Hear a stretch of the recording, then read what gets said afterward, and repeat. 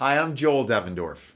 Netflix recently released a new Jerry Seinfeld stand-up film entitled Jerry Before Seinfeld, where he went back to the iconic club, the comic strip in New York City, doing a lot of his original material from nearly 30 years ago.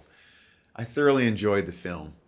Watching Jerry or really any skilled stand-up comedian like the Pryors and Murphys or Foxworthys or now the current crop of headliners, watching them can be helpful to you and me as sales reps. And here's what I mean. Great comics understand there are two necessary components to their act. Timing with a capital T and the power of the punchline. When a joke, or as they refer to it as a bit, is performed, it's laid out very carefully, yet they make it look conversational. It's scripted and rehearsed and delivered the same way time after time.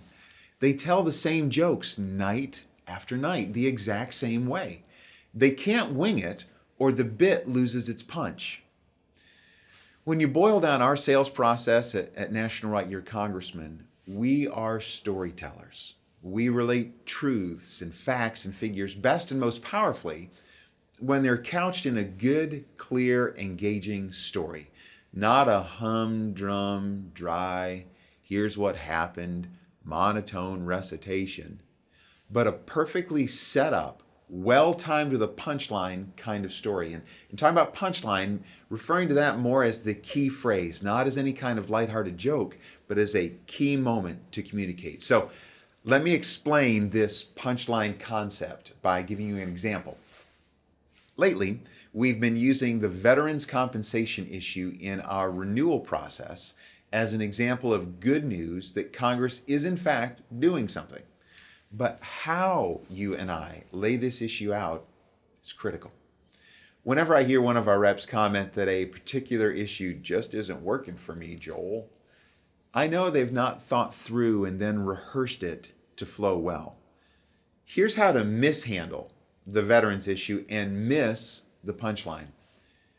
Concerning veterans, Mr. Jones, the compensation has been increased for disabled vets.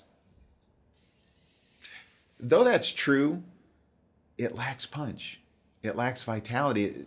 It's frankly lifeless and boring. Now, compare it to this. Mr. Jones, when it comes to taking care of our veterans, the fact is the compensation rate for disabled veterans with service-related disabilities has now been increased. Did you hear it? The punchline is the word increased. We don't want that fact to get muddied up in a dry recitation, and we don't want to reorder the words. The sentence is designed to give you maximum impact and hope.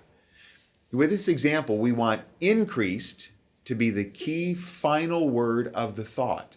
We then, of course, follow up every issue and fact moment with a good, engaging question. So, again, the punchline concept works here as well when you go with the question, as it's written, Mr. Jones, how does it feel to know that Congress is in fact taking better care of our veterans?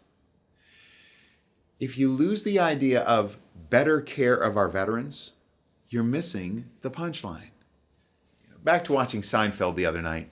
There were certainly some short one-liner jokes, but mostly he did extended bits, stories that set up the eventual punchlines.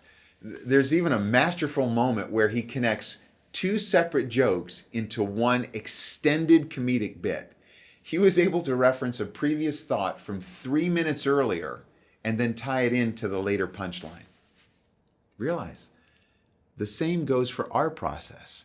In our scripted interviews, new and renewal, they're journeys to take our prospects and members on that lead to eventual decisions to join the movement and add on other people.